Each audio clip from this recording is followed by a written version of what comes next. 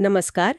आज हम एक ऐसी घटना पर बात करने जा रहे हैं जिसने सोमवार शाम दिल्ली को सचमुच दहला दिया। जी। लाल किले के पास, वो भी बिल्कुल पीक आवर में, एक कार में जबरदस्त विस्फोट हुआ। हाँ। ये हुआ 10 नवंबर 2025 को शाम के करीब 6:50 पर।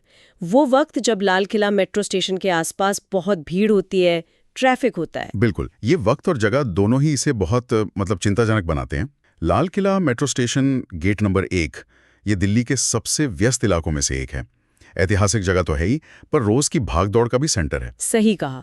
शाम का वक्त, लोग ऑफिस से लौट रहे होते हैं, टूरिस्ट भी होते हैं। हाँ, बहुत चहल पहल रहती है। तो आज जो हम ये चर्चा कर रहे हैं, इसकी जानकारी हमने कई न्यूज़ सोर्सेज से जुटाई है, जैसे NDTV, times of India, Reuters, India today और WKMG न्यूज़ भी। अच्छा। आज हम इन्हीं के आधार पर इस घटना की गहराई से पड़ताल करेंगे, समझने की कोशिश करेंगे कि आखिर हुआ क्या था, फौरन असर क्या हुआ, प्रशासन ने क्या किया और इसके मायने क्या हैं। ठीक है, तो फिर शुरू करते हैं घटना के विवरण से ही। जी। अब क्या जानकारी मिल रही है कि हुआ क्या था असल में? देखिए, जैसा बताया, सोमवार शाम 6:45 के आसपास लाल किला मेट्रो स्टेशन के गेट नंबर 1 के बिल्कुल पास एक कार में धमाका हुआ। जो शुरुआती रिपोर्ट्स हैं और दिल्ली पुलिस कमिश्नर सतीश गोलचा का जो बयान आया है, जैसा एनडीटीवी वगैरह ने रिपोर्ट किया, उससे लग रहा है कि कार या तो बहुत धीरे चल रही थी या शायद लाल बत्ती पर रुकी ही थी। अच्छा, रुकी हुई थी, ये जरूरी पॉइंट है। हाँ, तभी ये धमाका हुआ। और ये धमाका काफी तेज था शायद, क्योंकि खबरें हैं कि सिर्फ वही कार प्रभावित नहीं हुई। बिल्कुल, धमाका बहुत शक्तिशाली था। जो खबरें आ रही हैं उनके मुताबिक आसपास खड़ी कई और गाड़ियां, संख्या तो साफ नहीं है पर कई कहा जा रहा है जी। और कम से कम एक ऑटो रिक्शा भी फौरन आग की चपेट में आ गए। तस्वीरें और वीडियो जो आए हैं उनमें साफ दिख रहा है कि गाड़ियां कैसे धू-धू कर जल रही थीं। बहुत भयानक मंजर था। अंदाजा लगा सकते हैं कि वहां क्या अफरा तफरी मची होगी। अचानक धमाका, फिर आग, वो भी इतनी भीड़ वाली सड़क पर। हाँ। पर ये सुनने में आया कि इमरजेंसी सेवाएं जल्दी पहुंच गई थी। हाँ, ये राहत की बात थी। दमकल विभाग की कई गाड़ियां फौरन भेजी गईं और खबरों के अनुसार, जैसे एनडीटीवी ने कंफर्म किया, शाम 7:30 बजे तक आग पर काबू पा लिया गया था। तो करीब 40 मिनट में ये काफी तेज रेस्पॉन्स कहा जाएगा। हाँ बिल्कुल, शायद इसी वजह से नुकसान और ज्यादा बढ़ने से रुक गया। आग बुझाने के साथ साथ पुलिस ने भी निश्चय ही मोर्चा संभाला होगा। फौरन पुलिस और सुरक्षा बलों ने पूरे इलाके को घेर लिया। वो एक स्टैंडर्ड प्रोसीजर होता है ताकि सबूत सुरक्षित रहें, जांच हो सके और भीड़ न लगे। हाँ, वो जरूरी है। और घायलों का क्या हुआ? उन्हें अस्पताल पहुंचाया गया होगा? जी, सबसे जरूरी काम वही था। घायलों को पास के अस्पतालों में ले जाया गया। इसमें लोकनायक जयप्रकाश नारायण अस्पताल LNGP का नाम सबसे ज्यादा आ रहा है। LNGP तो बड़ा अस्पताल है, वहां सुविधाएं हैं ऐसी इमरजेंसी के लिए। हाँ। कितने लोग घायल हुए और क्या क्या कोई मौतें भी हुई? ये सुनना हमेशा सबसे मुश्किल होता है। बिल्कुल। अब उसी पे आते हैं, जान माल का नुकसान। जो शुरुआती खबरें थीं, जैसे WKMG न्यूज़ ने बताया, उसमें कम से कम 8 लोगों की मौत की बात थी। 8? हाँ, ये बिल्कुल शुरुआती आंकड़ा था, जब मौके पर काफी कंफ्यूजन था। लेकिन ऐसे मामलों में अक्सर आंकड़े बदलते हैं, जैसे जैसे स्थिति साफ होती है।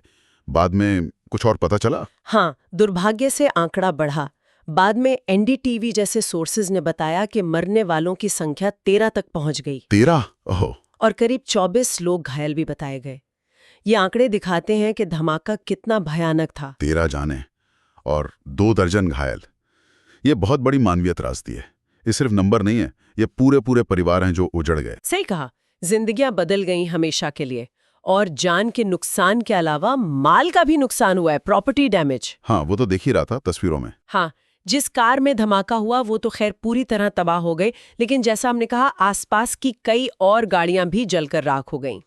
मेट्रो स्टेशन के पास की वो सड़क मलबे से, टूटे कांच से, जली हुई गाड़ियों के हिस्सों से पट गई थी। क्या घटनास्थल का कोई और विवरण है, जैसे प्रत्यक्षदर्शियों ने कुछ बताया हो? शुरुआती रिपोर्ट्स में डायरेक्ट चश्मेदीदों के बयान ज्यादा नहीं थे, लेकिन तस्वीरों और फुटेज के आधार पर मीडिया ने एक बिल्कुल तबाह मंजर दिखाया है। जली हुई कारों के कंकाल, सड़क पर बिखरा सामान, धुआं, एम्बुलेंस और पुलिस की गाड़ियां। ऐसा भी कहा जा रहा है कि धमाके की आवाज काफी दूर तक सुनी गई थी और उससे आसपास कंपन भी महसूस हुआ। तो अंदाजा है कि विस्फोट शक्तिशाली था। जाहिर है इतनी बड़ी घटना के बाद प्रशासन हरकत में आ गया होगा, जांच शुरू हो गई होगी। बिल्कुल। दिल्ली पुलिस फौरन एक्टिव हुई और मामले की जांच दिल्ली पुलिस की स्पेशल सेल को दी गई है। स्पेशल सेल यानी इसे गंभीरता से लिया जा रहा है तो आतंकवाद जैसे मामलों को देखती है ज्यादातर। हाँ बिल्कुल, और दूसरी सुरक्षा एजेंसियां भी सहयोग कर रही हैं। जांच किस दिशा में जा रही है? क्या धमाके के कारण पर कोई शुरुआती अंदाजा है? अभी तक देखिए यही सबसे बड़ा सवाल है, धमाके की असल वजह क्या थी और ये जानबूझकर किया गया था या कोई हादसा था, ये साफ नहीं है। जांच इसी के आसपास घूम रही है। दिल्ली पुलिस कमिश्नर सतीश गोलचा ने जो बयान दिया, जिसका जिक्र एनडीटीवी ने किया, वो कहते हैं धमाका एक धीमी गति से चल रही गाड़ी में हुआ जो लाल किला ट्रैफिक सिग्नल पर आकर रुकी थी। कार में सवार लोग भी थे। धमाके से पास की गाड़ियों को नुकसान पहुंचा। अच्छा, तो कार में लोग थे और वो रुकी थी, ये अहम जानकारी है, लेकिन कारण अभी भी अज्ञात है। हाँ, कारण नहीं बताया उन्होंने। तो अब जांचकर्ता यकीनन फॉरेंसिक सबूत देख रहे होंगे, विस्फोटक के निशान अगर कोई हैं, कार का मलबा, आसपास के सीसीटीवी फुटेज। बिल्कुल, और चश्मदीदों के बयान भी लिए जा रहे होंगे। ये सब मिलाकर ही तस्वीर साफ होगी। और इस घटना की गंभीरता इस बात से भी पता चलती है कि केंद्रीय गृह मंत्री अमित शाह ने खुद बयान दिया है। एनडीटीवी के मुताबिक उन्होंने कहा कि गहरी जांच होगी और दोषियों को छोड़ा नहीं जाएगा। और उन्होंने ये भी कहा कि वो खुद घटना स्थल और फिर अस्पताल भी जाएंगे घायलों से मिलने। ये दिखाता है कि सरकार इसे कितनी गंभीरता से ले रही है। हाँ, ये स्वाभाविक है, खासकर दिल्ली में, और वो भी लाल किले जैसे इलाके में। जांच के अलावा क्या कोई फौरी सुरक्षा उपाय भी किए गए हैं एहतियात के तौर पे? हाँ, वो भी हुआ है। इंडिया टुडे की रिपोर्ट है कि दिल्ली और आसपास के राज्यों में हाई अलर्ट जारी कर दिया गया है। कौन कौन से राज्य? इसमें मुंबई, उत्तर प्रदेश, हरियाणा का जिक्र है। मतलब पुलिस और सुरक्षा बल ज्यादा चौकन्ने रहेंगे। हाई अलर्ट का मतलब आमतौर पर क्या होता है? ज्यादा चेकिंग? हाँ, ज्यादातर वही संवेदनशील जगहें, भीड़ भाड़ वाले इलाके जैसे बाजार, मंदिर, मस्जिद, मॉल, और खासकर ट्रांसपोर्ट हब जैसे मेट्रो स्टेशन, रेलवे स्टेशन, बस अड्डे, वहां सुरक्षा जांच बढ़ा दी जाती है। पुलिस गश्त बढ़ जाती है, किसी भी संदिग्ध चीज पर नजर रखी जाती है। मकसद यही होता है कि अगर कोई और प्लान हो तो उसे रोका जा सके और लोगों में थोड़ा सुरक्षा का एहसास बना रहे। सही बात है। और ये इसलिए भी जरूरी है क्योंकि जैसा आपने शुरू में कहा, ये घटना लाल किले के पास हुई है। ये जगह सिर्फ ऐतिहासिक नहीं, सिंबॉलिक रूप से भी बहुत सेंसिटिव है। बिल्कुल सही। और एनडीटीवी की एक रिपोर्ट में ये भी कहा गया है कि इस धमाके ने लाल किला और उसके आसपास पहले हुए कुछ धमाकों की यादें ताज़ा कर दी हैं। अच्छा, पहले भी हुआ है वहाँ? हाँ, रिपोर्ट में डिटेल्स नहीं है पर जिक्र है। ये दिखाता है कि ये इलाका पहले भी निशाना बन चुका है। तो इस ऐतिहासिक संदर्भ को देखते हुए अधिकारी यकीनन अब ऐसी महत्वपूर्ण जगहों की सुरक्षा की समीक्षा कर रहे होंगे। हाँ, जरूर कर रहे होंगे। चलिए अब थोड़ा इस घटना के महत्व पर और बात करते हैं। क्यों ये सिर्फ एक दुखद खबर से ज्यादा है? पहला कारण तो वही लाल किला। बिल्कुल, लाल किला सिर्फ एक टूरिस्ट स्पॉट नहीं है, ये भारत की पहचान है, इतिहास है, संप्रभुता का प्रतीक है। यहीं से प्रधानमंत्री स्वतंत्रता दिवस पर देश को संबोधित करते हैं। हाँ, ऐसी जगह पर या उसके इतने पास धमाका होना, अगर ये जानबूझकर किया गया है तो इसका एक बहुत बड़ा सांकेतिक मतलब हो सकता है। और अगर ये हादसा भी है तब भी इतने महत्वपूर्ण स्थल के पास होना इसे गंभीर बना देता है। और इसका सीधा असर पड़ता है हमारी शहरों में पब्लिक सेफ्टी की चिंता पर। अगर इतने हाई प्रोफाइल, सुरक्षित माने जाने वाले इलाके में ऐसा हो सकता है तो आम जगहों का क्या, ये सवाल उठता है। सही कहा। दूसरा पहलू है इस जगह की, मतलब फिजिकल वल्नरेबिलिटी। जैसा हमने कहा, बहुत घनी आबादी, बहुत ट्रैफिक, मेट्रो स्टेशन बिल्कुल पास। तो इस संवेदनशीलता का क्या मतलब है? मतलब क्या असर होता है इससे? देखिए, इसका मतलब ये है कि यहाँ जरा सी भी गड़बड़, चाहे धमाका हो, आग लगे या कुछ और बड़े पैमाने पर नुकसान का खतरा हमेशा रहता है।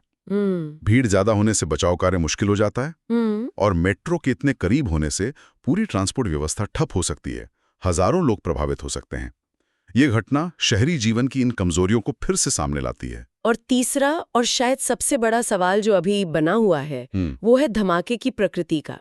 स्रोतों के मुताबिक कार रुकी थी या बहुत धीरे चल रही थी। हाँ, तो सवाल उठता है, क्या ये एक हादसा था? मतलब हो सकता है कार में सीएनजी किट हो या कोई और तकनीकी खराबी आ गई हो। बिल्कुल, ये एक संभावना है। या फिर क्या ये जानबूझकर किया गया था? क्या कार में विस्फोटक थे? अगर थे तो निशाना कौन था? क्या ये किसी एक व्यक्ति पर हमला था या मकसद सिर्फ दहशत फैलाना था? ये वो सवाल हैं जिनका जवाब जांच पूरी होने तक शायद ना मिले। हाँ, और यही अनिश्चितता मामले को और पेचीदा बनाती है। जांचकर्ताओं पर सच पता लगाने का दबाव तो है ही, साथ ही ये भी कि आगे ऐसा न हो उसके लिए क्या किया जाए। सही बात है। जब तक कारण साफ न हो, अटकलें लगाना ठीक नहीं। एजेंसियों को अपना काम करने देना चाहिए। फोरेंसिक रिपोर्ट, मलबे का विश्लेषण, इंटेलिजेंस इनपुट्स, ये सब जब सामने आएंगे तभी कुछ कहा जा सकेगा। बिल्कुल। तो अगर हम आज के इस पूरी बातचीत को समेटें तो हमने 10 नवंबर 2025 की शाम दिल्ली के लाल किला इलाके में हुए कार विस्फोट पर बात की।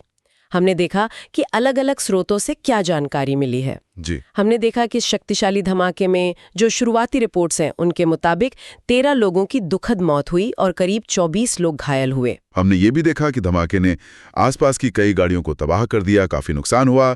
इमरजेंसी सेवाओं ने तेजी से काम किया, आग बुझाई, घायलों को अस्पताल पहुंचाया गया और पुलिस ने इलाके को घेर कर जांच शुरू कर दी है। दिल्ली पुलिस की स्पेशल सेल जांच कर रही है। दिल्ली और आसपास के राज्यों में हाई अलर्ट भी है। और हमने इस घटना के महत्व पर भी बात की। लाल किला का प्रतीकात्मक महत्व, उस जगह की भीड़भाड़ और संवेदनशीलता, और वो सबसे बड़ा सवाल कि ये धमाका हादसा था या साजिश। हाँ, इसी गुत्थी को सुलझाने में एजेंसियां लगी हुई हैं। बिल्कुल। और जैसा हम कह रहे थे कि कारण अभी पता नहीं है, ये हमें एक गहरे सवाल पर सोचने को मजबूर करता है। वो क्या है? देखिए, स्रोतों से जो भी जानकारी मिली है उससे ये साफ है कि जांचकर्ता अभी दोहरी चुनौती झेल रहे हैं। एक तो ये पता लगाना कि उस शाम हुआ क्या था, तकनीकी खराबी, लापरवाही या आतंकी हमला। और दूसरी चुनौती जो शायद और भी मुश्किल है वो ये है कि हम भविष्य में अपने ऐसे भीड़भाड़ वाले ऐतिहासिक और सांकेतिक सार्वजनिक स्थानों को सुरक्षित कैसे रखें, खासकर तब जब खतरा किसी भी रूप में आ सकता है, अप्रत्याशित हादसा या सोचा समझा हमला।